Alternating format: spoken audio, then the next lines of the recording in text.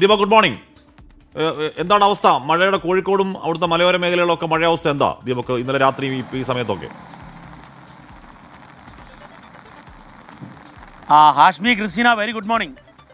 കനത്ത മഴ തുടരുന്നു എന്ന് വേണം പറയാൻ. യെല്ലോ അലർട്ട് മാത്രമാണ് ഉള്ളതെങ്കിലും ഒരു റെഡ് അലർട്ടിന് സമാനമായ മഴയാണ് ഇന്നലെയും ഇന്നും ഒക്കെ ഉള്ളത്. അതായത് ഇന്നലെ ഓറഞ്ച് അലർട്ടായിരുന്നു, ഇന്ന് യെല്ലോ അലർട്ടാണ്. പക്ഷേ എന്നാൽ മഴയുടെ കാര്യത്തിൽ റെഡ് അലർട്ടിന് സമാനമായി ശക്തമായി മഴ പെയ്യുകയാണ്. രണ്ട് കാര്യങ്ങളാണ്. മലയോര മേഖലയിലെ അവസ്ഥ വളരെ മോശമാണ്.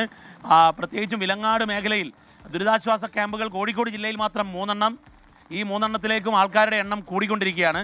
കാരണം ഈ കനത്ത മഴ പെയ്യുകയും ഇടവേളയിലാണെങ്കിൽ വലിയ രീതിയിലുള്ള കാറ്റ് വരുന്നു. അപ്പോൾ മരം നിലം പൊത്തുന്നു, വീടുകൾക്ക് കേടുപാട് സംഭവിക്കുന്നു. ഈ രീതിയിലുള്ള പ്രശ്നങ്ങൾ അതിരൂക്ഷമായി തുടരുകയാണ്. മറ്റൊരു കാര്യം, മത്സ്യബന്ധനം. മലബാർ മേഖല മത്സ്യബന്ധനത്തിൻ്റെ ഒരു കേന്ദ്രമാണ്.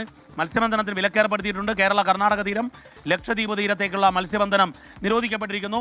ഒരു ചെറുവള്ളങ്ങൾ പോലും ഇപ്പോൾ കടലിൽ ഇറങ്ങുന്നില്ല. മത്സ്യത്തൊഴിലാളികൾ ഈ നിരോധന ആജ്ഞയോട് സഹകരിക്കുകയാണ്.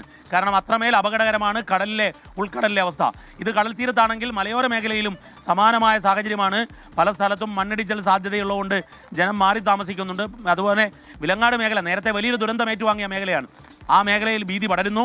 ഏതായാലും ജില്ലാ ഭരണകൂടം അറിയിച്ചിരിക്കുന്നത് തീരപ്രദേശത്തും മലയോര മേഖലയിലും അതീവ ജാഗ്രത പാലിക്കണമെന്നുള്ളതാണ്. ഇന്ന് യെല്ലോ അലർട്ട് മാത്രമാണുള്ളതെങ്കിലും റെഡ് അലർട്ടിന് സമാനമായി ശക്തമായ മഴ തുടരുകയാണ്.